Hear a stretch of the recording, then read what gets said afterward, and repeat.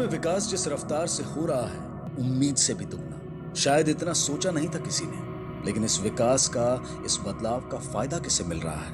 विकास के साथ साथ आदमी घुटन में भी जी रहा है, और विकास के ही साथ साथ आदमी की जरूरतों में भी बदलाव आया है।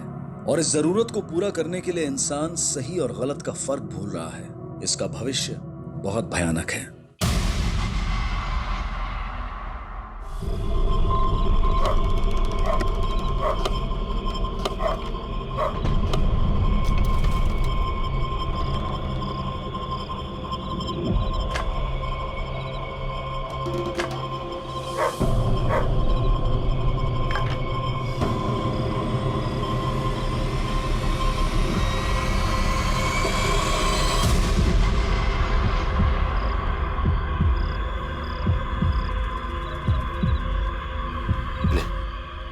ये लेप लगा दे पूरे शरीर पे।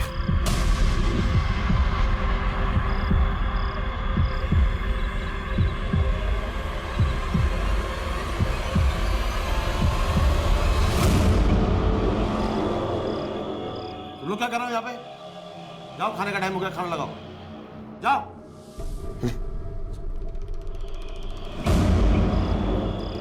पूरे शरीर पे लगा अच्छे से।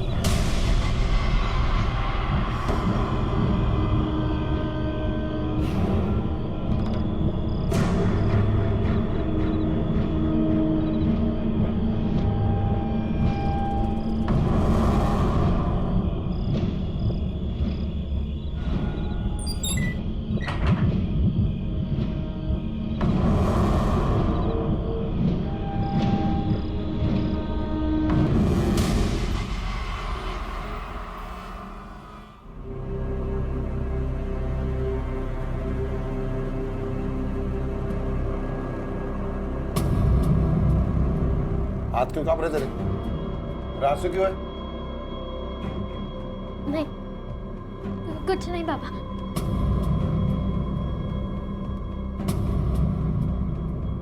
कितनी बार बोला तुझे खाने के पीछे पानी नहीं पीते? ऐसे मॉल में खाना बिना पानी के गले से नीचे नहीं उतर रहा है। तो मत खाओ।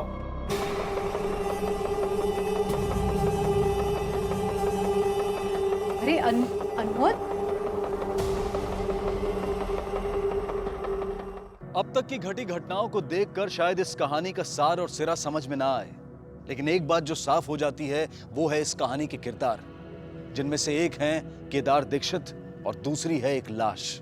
जी हां, एक जवान लड़की की लाश जिसे इस शख्स केदार दीक्षित ने अपने घर में छिपा कर रखा है। एक लाश के अपने बीच होने के एहसास से जन्मा डर इस परिवार के हर सदस्य के चेहरे पर दिखाई दे रहा था, लेकिन किसी में इतनी हिम्मत नहीं थी कि वो केदार दीक्षित से कुछ कह सके। आखिर किसकी थी ये लाश, और क्या संबंध था उसका इस परिवार के लोगों से, और कौन है ये केदार दीक्षित? डिपॉजिट दीजिएगा, उसी समय पेपर साइन हो जाएगा, कोई दिक्कत नहीं। अरे सोनल जी बैठिए ना। क्या बैठिए रवि भाई? देखिए, एक हफ्ते से मैं कह रही हूँ मुझे उस घर में नहीं रहना, मतलब नहीं रहना। नहीं, आप बस मुझे मेरा डिपॉजिट वापस ला कर दो। देखिए, डिपॉजिट मिलेगा तो ही तो मैं दूसरे फ्लैट में जा पाऊंगी ना। आप मेरी मजबूरी तो समझिए प्लीज। सोनल जी, आपको भरोसा नहीं होगा, ये देखिए, ये 5 मिनट भी नहीं हुए हैं अभी आपके जो ऑनर है ना मोहन जी से बात किए हुए। अरे रवि भाई, आपको तो पता ही है ना कि जो एग्रीमेंट होता है, रेंट एग्रीमेंट, वो 11 महीने के लिए होता है। अब जो भी मजबूरी हो, आपको 7 महीने में खाली करना है, तो बस मोहन जी का ये कहना है कि थोड़ा सा वक्त। थोड़ा रवि भाई, थोड़ा टाइम। मैं एक पल नहीं रहना चाहती उस मनूस घर में।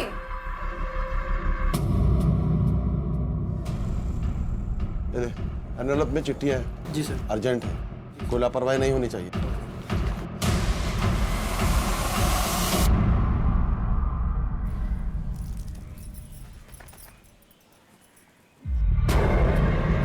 ओ ताई, यहाँ पे जमीन इतनी नरम नरम क्यों है?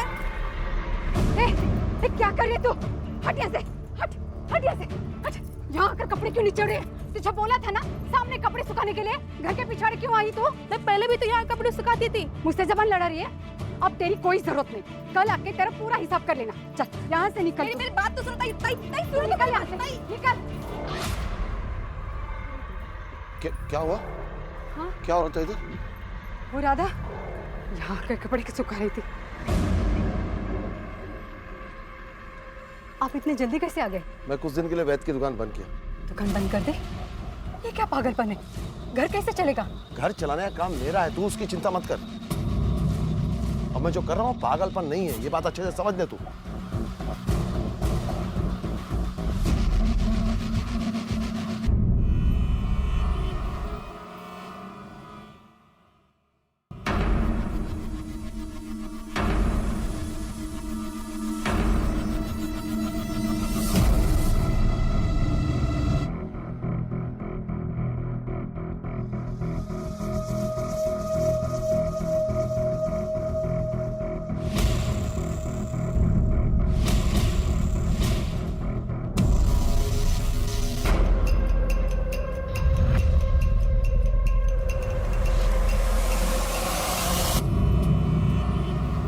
अरे मैडम, आप अपने घर के सारे पंखे निकलवा रही हो और आपके घर में तो एसी भी नहीं है। आप इतनी गर्मी में रहोगी कैसे? भैया तुम फ्री में काम करते हो? नहीं तो मैडम, पैसे लेता हूँ। तो मुंह बंद करके अपना काम करो और मुफ्त की राय मत दो। जी मैम सर। चलो दूसरे कमरे में। जी। हेलो कालिंदी, अच्छा सुन, जब तक मुझे दूसरा पीजी नहीं मिलता मैं तेरे घर पे रह सकती हूँ क्या? अरे मेरे घर दीदी और जीजा है, तुझे तो पता है। मैं कोई और ऑप्शन ढूंढती हूँ। Okay bye.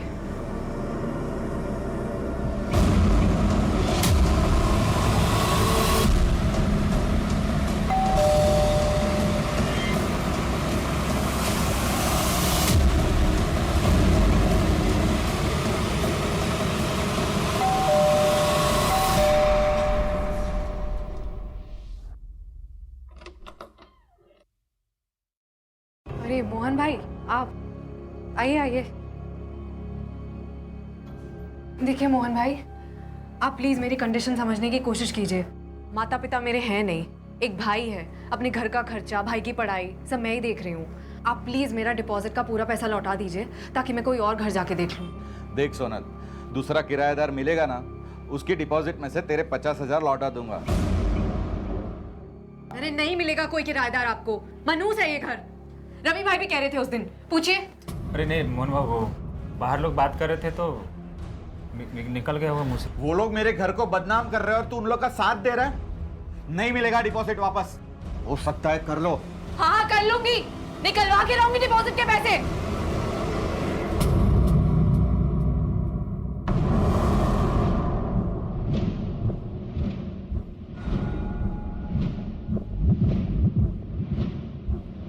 अहो, अनमोल स्कूल से घर आया ही नहीं। वो अपने दोस्त यश के यहाँ रुका है और कह रहा है कि यहाँ आएगा ही नहीं। जाओ बेटा, तुम अंदर जाओ, दरवाजा बंद कर लो। चल पापा, पापा पापा मेरी बात सुनो, मुझे इस घर में नहीं जाना है पापा। पापा मैं पापा कुछ मेरी नहीं बात तो सुनना सुनो पापा। चाहता। पापा चल मुझे मेरे इस घर में साथ। डर लगता है, सुनना मुझे बोला इस ना। घर में नहीं जाना है पापा। तो सुनो पापा।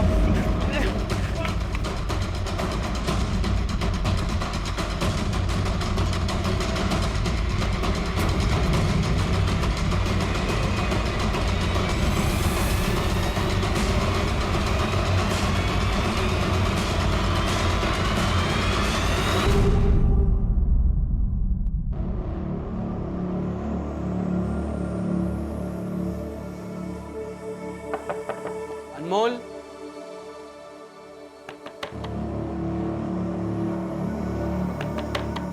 अनमोल, अनमोल, अनमोल, अनमोल, अनमोल।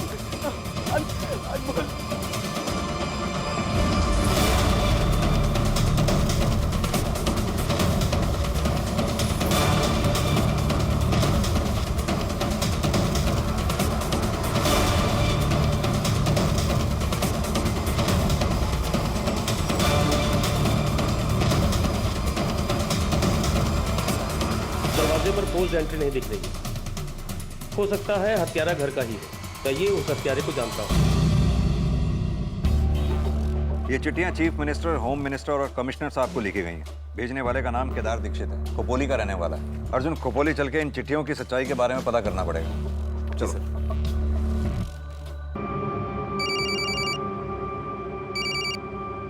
हेलो, पीएसआई पाटिल बोलता है क्या?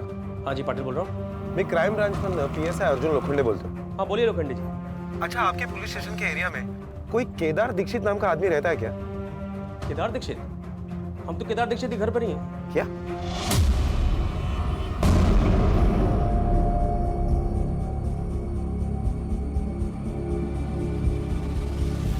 अरे वॉचमैन, शांतनु को देखा? कब से ढूंढ रहा हूँ, मिल नहीं रहा है कहीं पर। नहीं तो साहब। अगर आपने देखा शांतनु को? मोहन भाई सुनो ना। ए सोनल देख, प्लीज अभी डिपॉजिट की बात मत करना, मैं बहुत परेशान हूँ। मैं जानती हूँ आप क्यों परेशान हो। आइए आपकी परेशानी का हल बताती हूँ।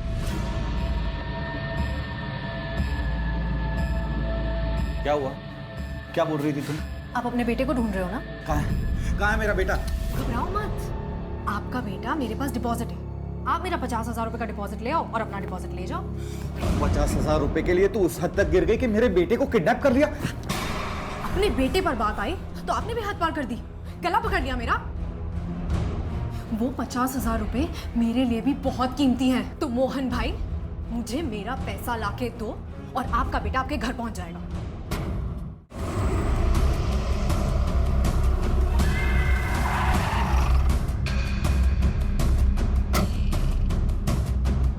सर, हमें से किसी लड़के की लाश मिली है।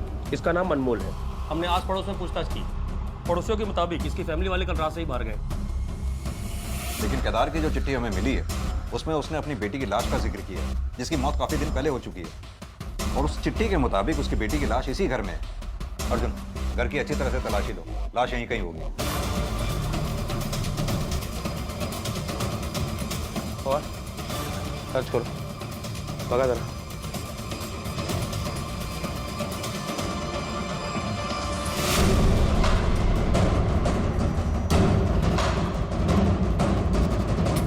सर, मैं दोस्त हूँ अनमोल का, अपने नोट्स लेने आया था।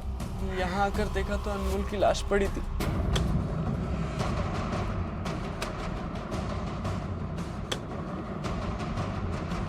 एक मिनट बाजू लो। केदार और उसका परिवार अचानक कहाँ चले गए? सर, कल रात को कहीं निकल गए। कहाँ गए, कुछ मालूम? नहीं सर। सर, पीछे कुछ है।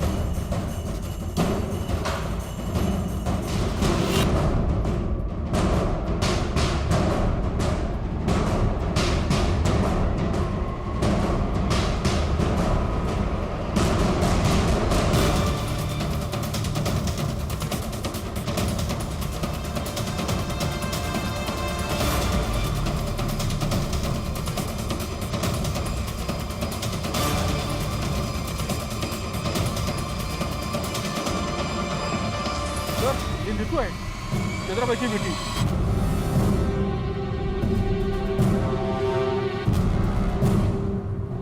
आपके पड़ोस में एक लड़की की लाश जमीन में गाड़ दी गई और आपको पता तक नहीं चला? हमें बिल्कुल भनक नहीं थी।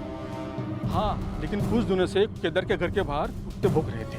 कुछ दिनों से केदार भाई और वहीनी कोई किससे बात नहीं करता था। और तो और केदार भाई ने अपनी दवाई की दुकान भी बंद कर डाली। केदार और उसकी बीवी का फोन नंबर होगा तुम्हारे पास? जी हाँ सर। दीजिए हमें।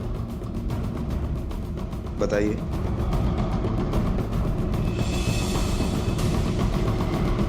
सर, फोन स्विच ऑफ है।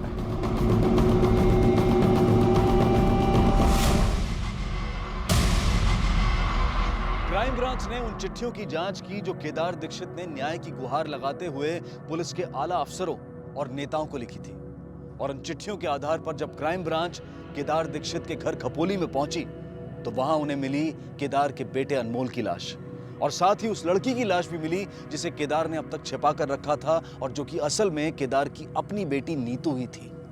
अगर कुछ नहीं मिला था तो वो था खुद केदार दीक्षित और उसका परिवार जो अचानक कहीं गायब हो गया था। समझ में नहीं आ रहा था कि आखिर अचानक पूरा परिवार कहां चला गया था और किसने की थी अनमोल की हत्या।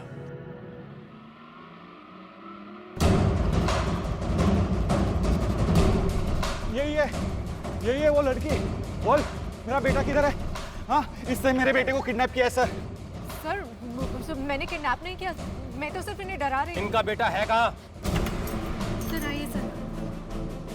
शांतनु बेटा, आजा सर, मैं तो अपना डिपॉजिट वापस लेना चाह रही थी सर। इससे आसान तरीका नहीं मिला तुम्हें कोई? सर, मैं कितने दिनों से इनको बेटा, ये यहाँ पर आपको जबरदस्ती लेकर आई थी? नहीं, दीदी ने बोला कि हम लोग वीडियो गेम खेलते और मैं यहाँ पहुँची। यादव, बच्चे का बयान दर्ज कर लो और इसे थाने लेके चलो। सर पर मैं तो कुछ नहीं किया। सर आप प्लीज मेरी बात तो सुनिए। दीदी ऐसा करने की क्या जरूरत थी आपको? अरे तो क्या करती मैं नामित, वो उस घर में एक पल नहीं रह पा रही हूँ मैं, और मोहन भाई डिपॉजिट वापस करने को तैयार ही नहीं है। हाँ दीदी, पर ऐसा करने से आपको तुम ज्ञान मत बांट मुझे, समझा? तू एक काम कर, तू रवि भाई से जाके मिल और उन्हें बोल कि मोहन भाई को समझाए कि ये केस वापस ले ले। ठीक है। पुणे पुलिस से यह कंफर्म हुआ है कि केदार दीक्षित की बेटी नीतू की लाश पुणे के शुभचिंतक सोसाइटी के फ्लैट नंबर 401 में 16 अक्टूबर को पंखे से लटकती हुई पाई गई। पोस्टमार्टम रिपोर्ट से यह भी साफ हो रहा है कि दम घुटने की वजह से और गले की हड्डी टूटने की वजह से उसकी मौत हुई। सर, एक गोष्ट मुझे लक्षात येत नाहीये, जो बाप अपनी बेटी की सुसाइड केस को मर्डर केस साबित करने के लिए इतनी कोशिश कर रहा है, उसकी लाश संभाल के रख रहा है, अलग अलग जगहों पर चिट्ठियां लिखकर उसके दोबारा पोस्टमार्टम की रिक्वेस्ट कर रहा है, अब वही बाप अपने फैमिली के साथ गायब है जबकि उसके बेटे का यहाँ पर मर्डर हुआ है। अपने खबरियों को अलर्ट करो, केदार की फैमिली के फोटोग्राफ्स उन्हें भेजो, और हाँ, केदार के बेटे अनमोल के पोस्टमार्टम के साथ साथ केदार की बेटी नीतू का भी दोबारा पोस्टमार्टम कराओ। Okay sir.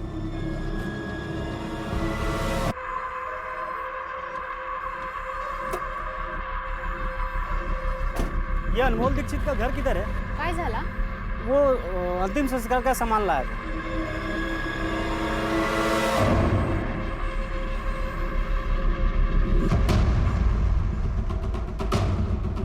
किसके कहने पे लेके आया ये अंतिम संस्कार का सामान? यहाँ भी पोस्टमार्टम नहीं हुआ, फैमिली वालों का कुछ पता नहीं, और तू अंतिम संस्कार का सामान लेके आ गया। किसने कहा था लाने के लिए? ये एड्रेस है, कल आप अंतिम संस्कार का सारा सामान इस एड्रेस पे पहुंचा देना। पैसे आपको डिलीवरी के टाइम ही मिल जाएंगे।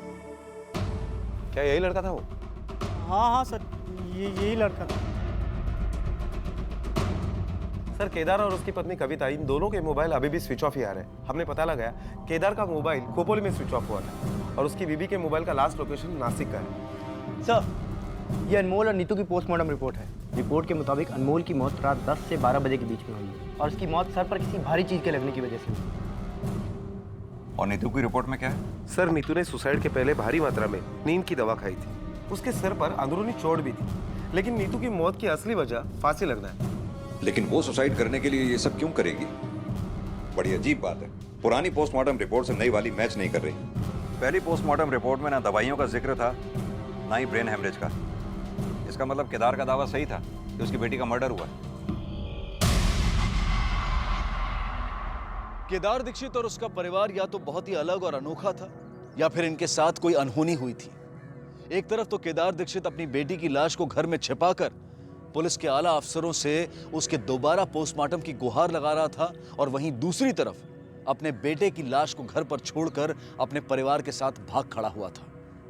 क्राइम ब्रांच के लिए यह सबसे अनोखा केस था, लेकिन उन्होंने इसे एक चुनौती की तरह लिया और तहकीकात शुरू कर दी। सर, केदार अपनी बेटी नीतू का अंतिम संस्कार नहीं करना चाहता, तो फिर ये अनमोल क्यों?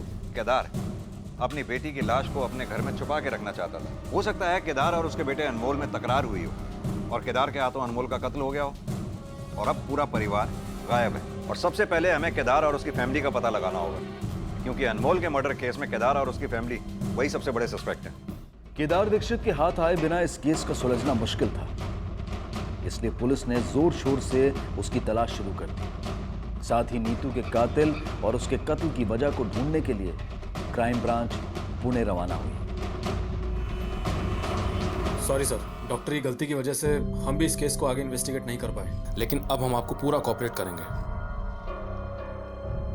सर, ये वही डॉक्टर है जिन्होंने नीतू दीक्षित का पहले पोस्टमार्टम किया था। सॉरी सर, उस दिन 5-6 लाशों का पोस्टमार्टम करना था। वो शाम को मेरी बेटी की बर्थडे पार्टी भी थी, शायद जल्दबाजी में कुछ छूट गया हो। आपको जरा सा भी एहसास है आपकी इसी लापरवाही की वजह से एक मुजरिम खुला घूम रहा है? सॉरी सर, आगे से दोबारा ऐसा नहीं होगा। आगे से आप दोबारा कर भी नहीं पाएंगे ऐसा। इनके खिलाफ लापरवाही का चार्ज लगाइए। सर, आप जाइए, कोर्ट के नोटिस का इंतजार कीजिए। सर, सॉरी सर, ले जाओ इसे। दोबारा नहीं होगा ऐसा सर, प्लीज नहीं होगा सर। ये नीतू जिस फ्लैट में रहा करती थी, उस फ्लैट में नीतू के अलावा और कोई भी रहता था क्या? हाँ सर, उस फ्लैट में उसके साथ एक लड़की रहती थी जिसका नाम सोनल है।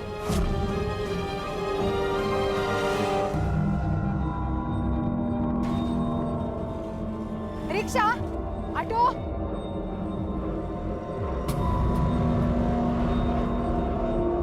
भाभी आप लोग कहाँ थे और कहाँ जा रहे हो? हम घर जा रहे हैं। आप लोग को पुलिस ढूंढ रही है। पुलिस? आपके घर से नीतू की लाश मिली है। लाश? भाभी आप तो ऐसा बोल रही जैसे आपको कुछ मालूम ही नहीं है। आप लोग जिस रात को गए उसी रात को अनमोल का मर्डर भी हो गया। अनमोल? हाँ भाभी, हमने आपका फोन बहुत ट्राई किया मगर फोन भी तो नहीं लग रहा था।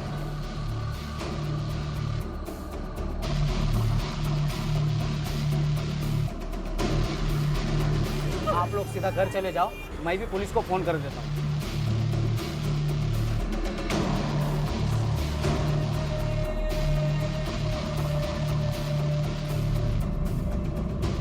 कितनी बार बोला तुझे खाने के पीछे पानी नहीं पीते?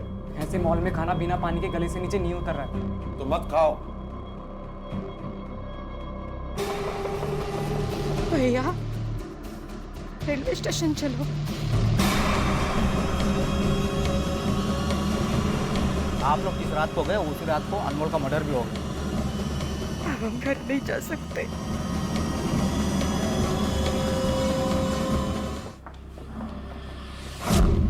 तुम इसे जानती हो? हाँ सर, ये नीतू का भाई अनमोल है। नीतू की मम्मी के साथ आया था एक दो बार उससे मिलने। किसी ने उसका मर्डर कर दिया है। क्या? देखो सोनल, नीतू की पोस्टमार्टम रिपोर्ट से ये बात साफ हो चुकी है कि नीतू का मर्डर हुआ था। अब तुम सीधी तरह से ये बताओ कि तुमने नीतू को मारा क्यों? नहीं सर, मैंने नहीं मारा सर। क्यों? जो लड़की 50,000 रुपए के लिए अपने मकान मालिक के बेटे को किडनैप कर सकती है, उसके लिए मर्डर करना कौन सी बड़ी बात है? नहीं सर, आप मेरा यकीन कीजिए सर।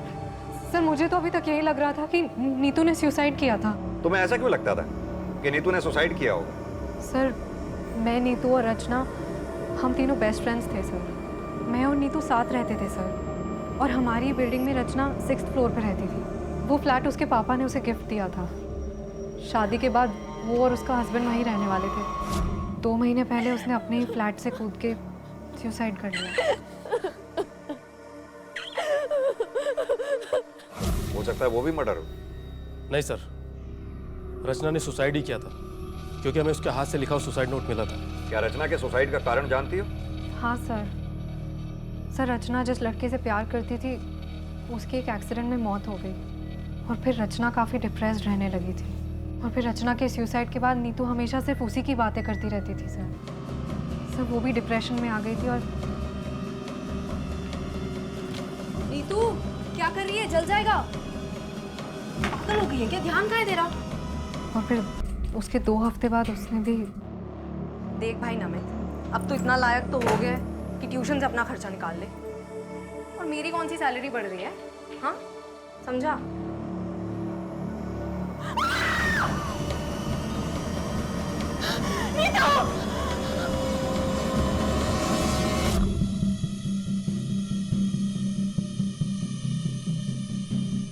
सर सुसाइड हो या मर्डर, मोहन भाई के घर को पनौती तो लग गई ना।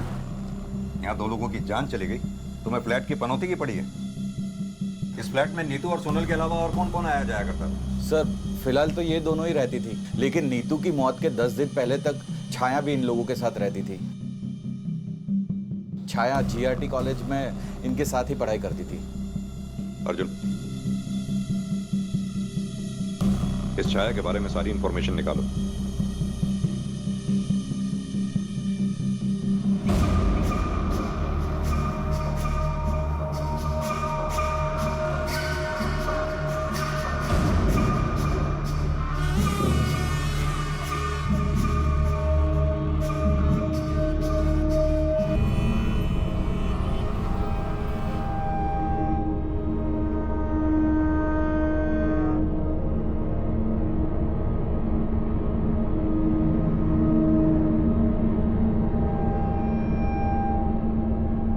मामा का घर इधर ही, तू मामा के घर जा। आई नहीं, आई प्लीज प्लीज मुझे नहीं जाना है। बाबू ऐसे नहीं करते, जा बोलते ना।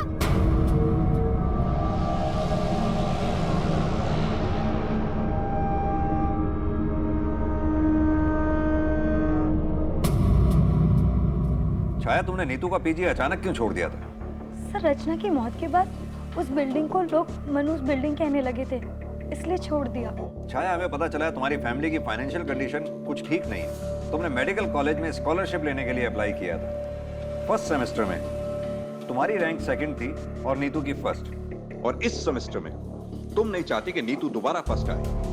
16 तारीख को जिस दिन नीतू का 1 से 3 बजे के बीच में मर्डर हुआ, उस दिन तुम उसी पीजी में देखी गई थी। तुम्हें वॉचमैन ने भी देखा था। सर मैं तो सिर्फ अपना सामान लेने गई थी।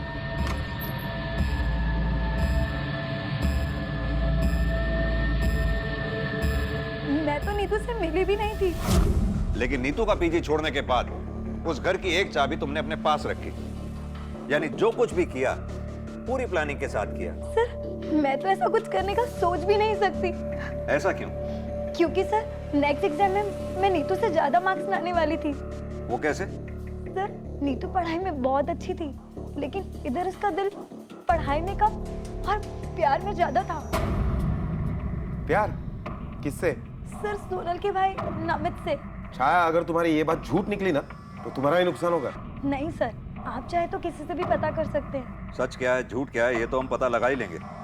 फिलहाल तुम जा सकती हो, लेकिन हमसे पूछे बगैर ये शहर छोड़कर जाना नहीं कहीं। सर सोनल ने ये नीतू की अफेयर वाली बात हमें क्यों नहीं बताई? अर्जुन, हो सकता है नीतू के मर्डर में सोनल या नमित, इन दोनों में से कोई इन्वॉल्व हो, इसीलिए सोनल ने हमें पूरी बात बताई ही ना। लेकिन छाया की कहानी पे भी भरोसा नहीं किया जा सकता। हो सकता है इसने अपने आप को बचाने के लिए कोई कहानी बनाई हो। ये छाया के स्टेटमेंट को क्रॉस वेरीफाई करो। Okay sir.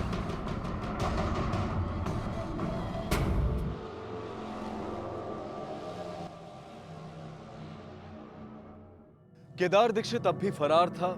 अनमोल की हत्या की गुत्थी अब भी गुत्थी बनी हुई थी। दूसरी तरफ सोनल अपने इस बयान पर अड़ी हुई थी कि नीतू ने आत्महत्या की थी, और उनकी पुरानी रूममेट छाया ने पुलिस के सामने खुलासा किया था कि सोनल के भाई नमित का अफेयर नीतू के साथ चल रहा था। पुलिस इस बात से हैरान थी कि अगर छाया की यह बात सच थी तो यह बात सोनल ने उन्हें क्यों नहीं बताई थी।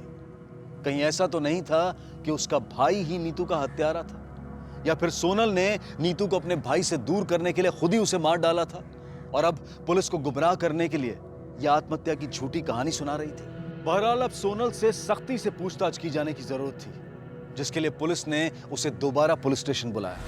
सर ये आप क्या कह रहे हैं सर? मैं और मर्डर? नहीं सर, मुझे तो नमित और नीतू के अफेयर के बारे में भी नहीं पता था। सर आपको किसी ने झूठी इन्फॉर्मेशन दी है? बस, ज्यादा होशियारी नहीं, सीधी तरह से ये बताओ कि तुम्हारा भाई नमित इस वक्त है कहाँ पर? सर मेरे और नीतू दी के बीच कोई अफेयर नहीं था। बेटा ये भाई बहन के रिश्ते को बीच में लाके बचने की कोशिश मत कर। अगर ऐसा था तो फिर नीतू के हाथ में हाथ डालकर क्यों घुमा करता था? सर अब मैं क्या बताऊं आपको? हाय, मैं आदित्य। तो मैं यहीं बाजू वाली बिल्डिंग में रहता हूँ। एक्चुअली मुझे कहीं अर्जेंटली जाना है, तो प्लीज़ मुझे ऑटो रिक्शा स्टैंड तक छोड़ दो। हाँ it's fine. Thank you so much.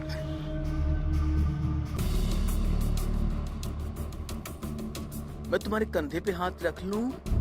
Actually bike पे मुझे बहुत डर लगता है ना, कहीं मैं गिर गया तो। आइला, तुम तो सच में बहुत भुजंग बाहु हो। सर एक दिन मैंने उसकी हेल्प क्या कर दी, वो तो पीछे ही पड़ गया। दूसरे दिन आके आई लव यू बोलने लग गया। मैं ये बात सोनल दी को कैसे बताऊं, मुझे समझ ही नहीं आ रहा था सर मेरे और नीतू दी के बीच ज़्यादा एज डिफरेंस नहीं था और मेरी उनसे बॉन्डिंग भी अच्छी होने लगी थी। तो एक दिन मैंने सब कुछ नीतू दी को बता दिया।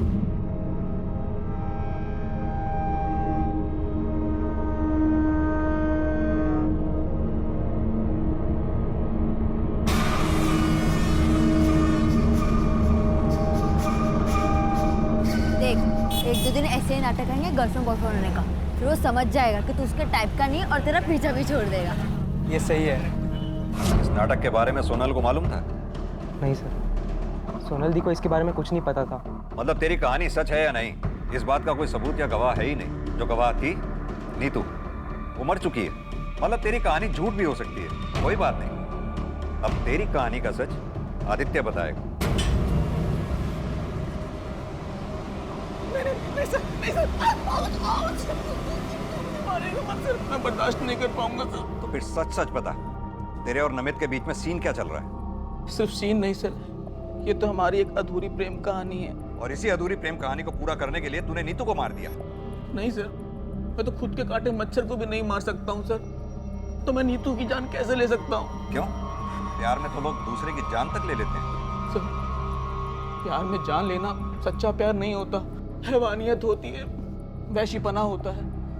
अरे प्यार में तो लोग जान तक लुटा देते हैं सर।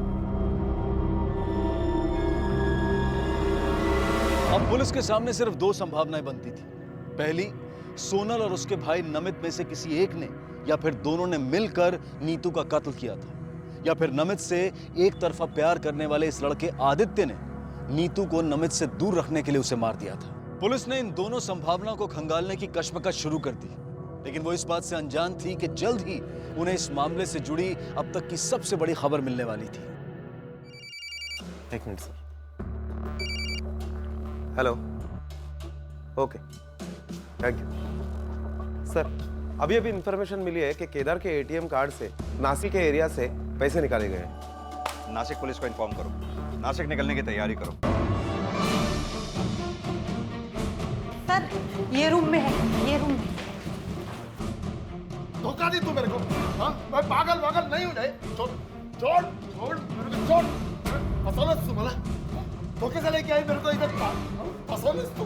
हाँ, छोड़ छोड़, मैं पागल नहीं हूँ।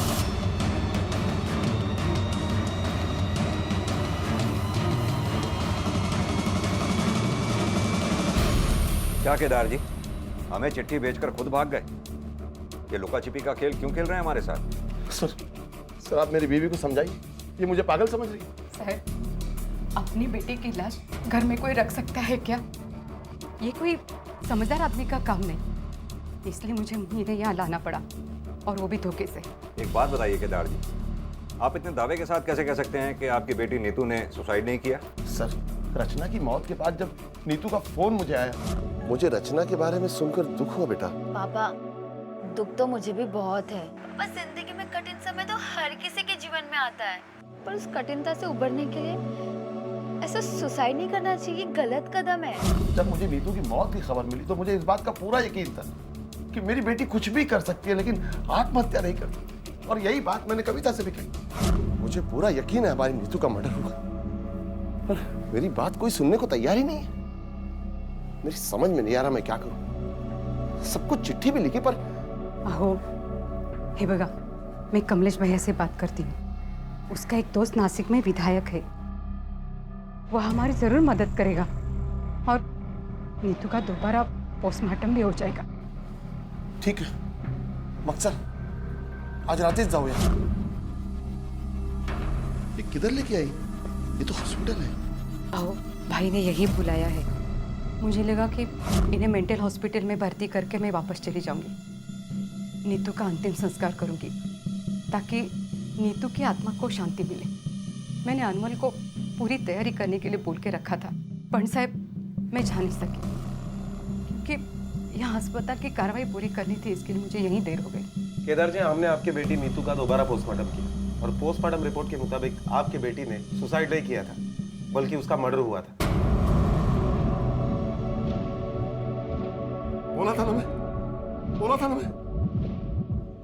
आप बताइए कविता जी, आप क्यों भाग रही हैं? सर मैं डर गई थी, मुझे पता चला कि आप मुझे ढूंढ रहे हो, और वो भी मेरे बेटे अनमोल की हत्या के शक में। साहब मैं अपनी छोटी बेटी को इससे दूर रखना चाहती हूँ। क्या हुआ अनमोल? अनमोल को क्या हुआ? बोल अनमोल को क्या हुआ?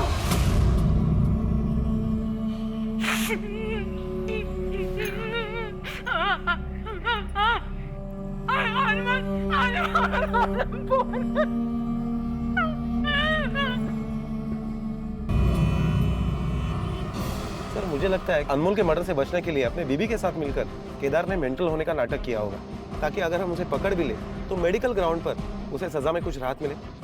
अर्जुन, ये हो भी सकता है और नहीं भी। अगर केदार ने अपने बेटे अनमोल को नहीं मारा तो हो सकता है नीतू और अनमोल का हत्यारा कोई और हो, जो ये जानता हो कि केदार ने नीतू की लाश को अपने घर में छुपा रखा है, और वो लाश को ठिकाने लगाने के लिए ही आया हो, ताकि नीतू का दोबारा से पोस्टमार्टम ना हो सके। अर्जुन, हमें हर सस्पेक्ट, हर गवाह से फिर से पूछताछ करनी होगी, हो सकता है कुछ हाथ लगे। साहब, जब केदार जी के घर उनकी बेटे की लाश मिली तो उसके एक दिन पहले मैं दुकान बंद कर रहा था, तो देखा बैद जी के घर के सामने एक सफ़ेद रंग की गाड़ी चक्कर लगा रही थी, लेकिन वो एम्बुलेंस जैसी थी जिस पे आरटी हॉस्पिटल लिखा हुआ था। साहब मैं 2 दिनों से शिरडी गया हुआ था, शिरडी से आज ही वापस आया हूँ सुबह। Thank you. सर ठीक है आप सर, जिस दिन अनमोल का मर्डर हुआ था उसी दिन आरटीओ हॉस्पिटल की एम्बुलेंस पूना से खोपोली जा रही थी। वही एम्बुलेंस केदार के घर पर भी दिखाई दी थी। सर, पूना से खोपोली जाने वाले टोल नाके पर जो सीसीटीवी कैमरा है उससे हमने फुटेज निकाली और उससे ये फोटो निकाला। ये दोनों भी हॉस्पिटल के एम्प्लॉय नहीं है। फिर पूना पुलिस से पूछताछ करने पर पता चला है कि दोनों हिस्ट्री शीटर्स हैं, अजय और बद्री। सर, मैंने अपने खबरियों को काम पर लगा दिया है।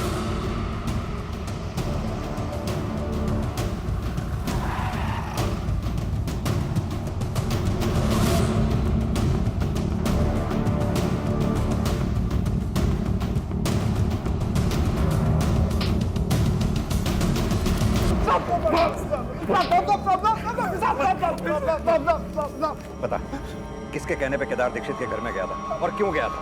सच सच बताइए, वरना आज तेरी कब्र यहीं बना दूंगा। साहब, हमें तो काम मिला था केदार के घर से उसकी बेटी की लाश को ठिकाने लगाने का। हमारे दोस्त के गैराज में एक हॉस्पिटल वैन थी, हमने वो ली और केदार के घर खपोली पहुंचे और देखा कि पूरी फैमिली कहीं बाहर जा रही थी। तो हमने सोचा कि सही मौका है। जब हम अंदर गए तो हमने देखा कि केदार का बेटा घर पे था। बता बेटा, लाश किधर है? साहब, वो भागने की और चिल्लाने की कोशिश कर रहा था, तो हमने उसके सर पे पत्थर से वार किया और वो मर गया। और हमें लाश भी नहीं मिली उसके घर से। किसके कहने पे किया था ये सब? आदित्य नाम बताया था साहब उसने अपना।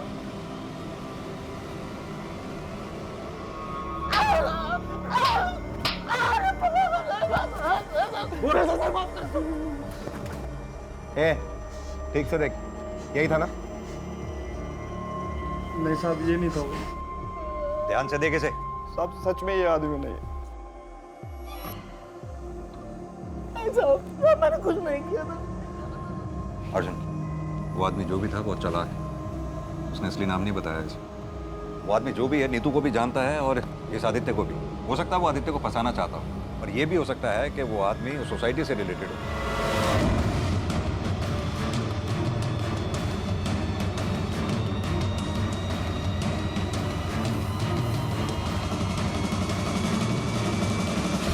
मोहन जी, मुझे आपसे नीतू के बारे में कुछ पूछताछ करनी है। सर प्लीज, अभी नहीं।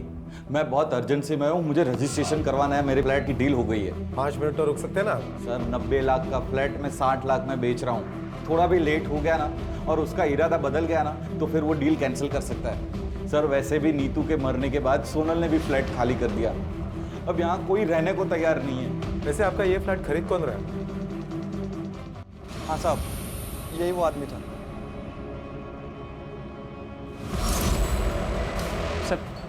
सर कौन है ये? मैं नहीं जानता इसको। सर मेरे घर की डील है सर, मैं बाद में मिलता हूँ ना सर। पता है हमें, तू मोहन का घर खरीद रहा है ना? हाँ? 90 लाख का फ्लैट 60 लाख में जो मिल रहा था तुझे, रचना के सुसाइड करने के बाद उसके बाप ने अपना फ्लैट आधे दामों पे जो बेच दिया था। 60 लाख का घर उन्होंने सिर्फ 40 लाख में बेचा। वहीं से ये आइडिया आया था ना तुझे? लालच आ गया था मुझे। नीतू के फ्लैट की एक डुप्लीकेट चाबी मेरे पास थी। उसके फ्लैट के ऊपर एक खाली फ्लैट था जिसकी भी चाबी मेरे पास ही रहती थी। फिर रात को मैं वो खाली फ्लैट में रुक गया और फिर अगले दिन दोपहर में जब बाहर कोई नहीं था, सर मुझे पता था कि नीतू फ्लैट में अकेली है। मैं मौका देखकर उसके घर में घुस गया।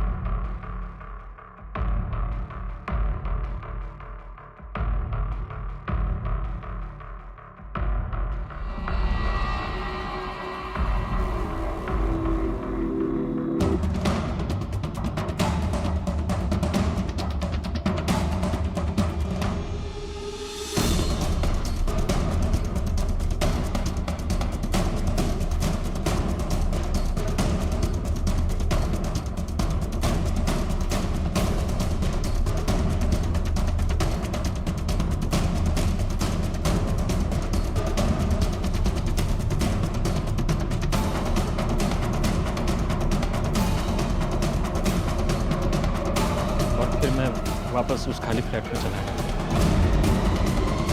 जब पोस्टमार्टम रिपोर्ट में भी आया कि उसने सुसाइड किया तो मुझे लगा कि मेरा प्लान सक्सेस हो गया, लेकिन केदार जी मानने को तैयार ही नहीं थे कि उनकी बेटी ने सुसाइड किया। देखिए सर, आप लोगों से गलती हो रही है। आप मेरी बात मानिए, एक बार उसका पोस्टमार्टम फिर से करवाइए। दोबारा पोस्टमार्टम नहीं करवा सकते, आप बात को समझने की कोशिश कीजिए और प्लीज बॉडी को ले जाइए। मैं अपनी बेटी की लाश तो लेके जा रहा हूँ, लेकिन जब तक आप लोग उसका दोबारा पोस्टमार्टम नहीं करवाएंगे मैं उसका अंतिम संस्कार नहीं करूँगा। सर मैं बहुत डर गया था, मैंने सोचा अगर दोबारा पोस्टमार्टम होता है और कुछ निकलता है तो मैं बुरी तरह फंस जाऊंगा। फिर मैं अजय से मिला और लाश चुरा के उसे ठिकाने लगाने का काम दिया। सस्ते फ्लैट खरीदने के चक्कर में एक बसे बसाए परिवार का पूरा घर बर्बाद कर दिया तुमने। अब यही है घर तेरा, सड़ेगा सारी जिंदगी इसी जेल में।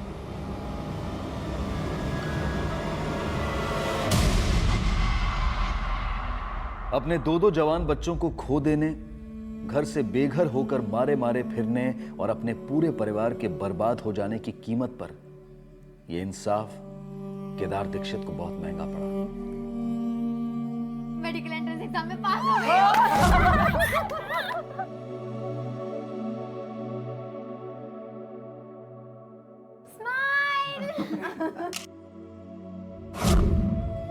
आप सही थे, आपकी वजह से नीतू का हत्यारा तो मिल गया, लेकिन अनमोल का क्या?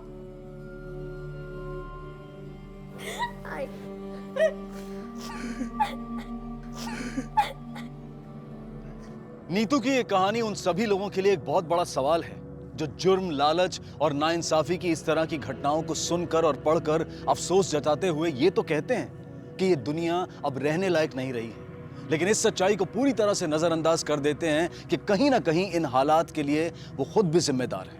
हम सब जिम्मेदार हैं। हर वो इंसान जिम्मेदार है जो इस समाज में, इस दुनिया में रहता है।